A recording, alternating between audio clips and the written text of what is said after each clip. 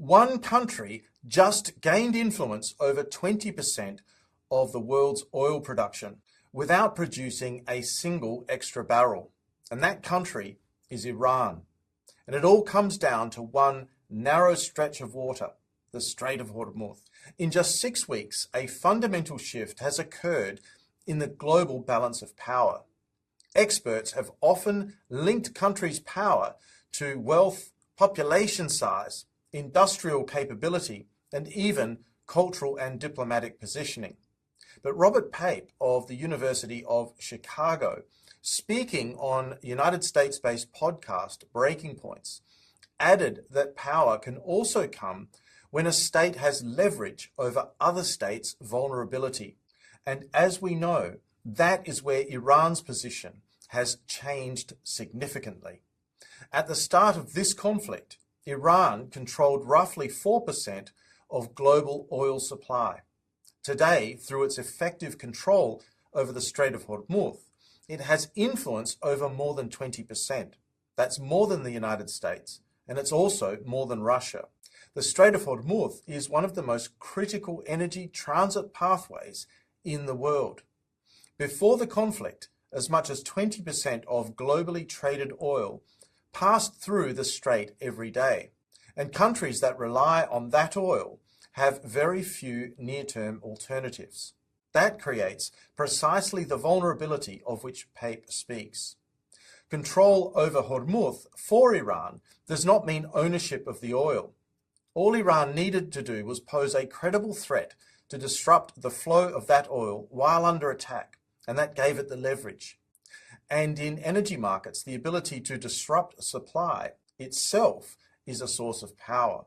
Power doesn't just come from producing energy, it comes from controlling what others depend on. Not everyone agrees on what this means for Iran's long-term position. John Mearsheimer, also of the University of Chicago and speaking on the same podcast as Pape, accepts that Iran will emerge from this conflict with more power. But Mearsheimer also points out a constraint.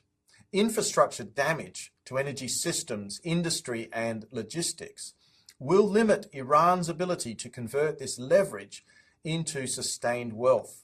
In other words, Iran may have gained strategic leverage, but it has not yet built the full foundation of a great power. Both perspectives, of course, can be true at the same time. The idea that the global economy is vulnerable to supply disruptions in the Middle East or West Asia is not actually new. But to understand why this moment is different, it helps to compare it to the OPEC oil embargo. In October of 1973, OPEC, a cartel of oil exporting nations, agreed to limit supply of oil to force a change in United States policy in the Middle East or West Asia. The embargo created leverage over vulnerability, but it relied on coordination, a group of countries agreeing to restrict supply. That kind of power depends on discipline within a cartel like OPEC, and that discipline has limits. Over time, incentives to cheat, to increase production, or regain market share tend to erode the effectiveness of such agreements. Because of the divergent interests of its members, OPEC could not sustain its leverage. By early 1974, the crisis was resolved. The vulnerability of the world economy to supply disruption, however, did not disappear. What we are seeing now is fundamentally different to 1973, however. Iran's leverage does not come from coordinated restraint, like we saw in the OPEC oil embargo. It comes from physical control. A single state positioned at a critical physical supply pathway and under attack is influencing a large share of global energy flows. That is a different kind of power. It is more immediate and in some ways more difficult to counter in the short term.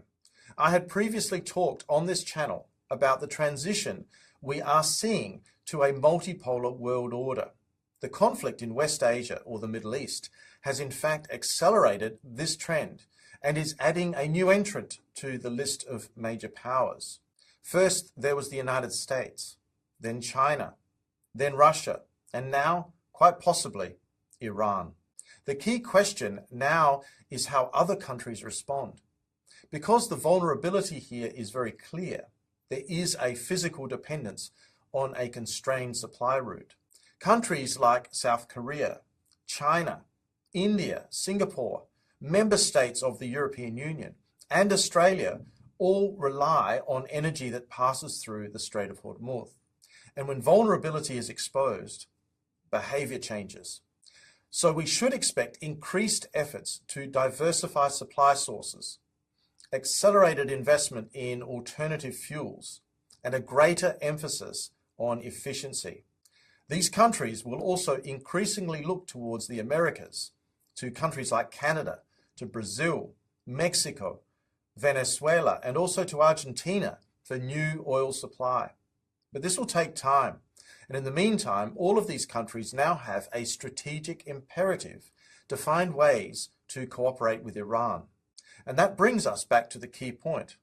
In a multipolar world, power is increasingly tied to control over critical systems, not just production, but also to transport. Energy is not just a commodity, it is a strategic instrument and a signal that vulnerability, once exposed, drives structural change. The implications will take time to fully materialize, but the direction is already clear.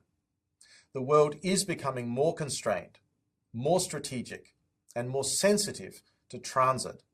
Energy sits at the center of that shift. So the question is, does this kind of power actually last? Or, in fact, does it accelerate efforts to cut the vulnerability? Let me know what you think in the comments section below. Thank you very much for watching today, and I look forward to seeing you again soon in the next episode of Climate Mundial. Bye for now.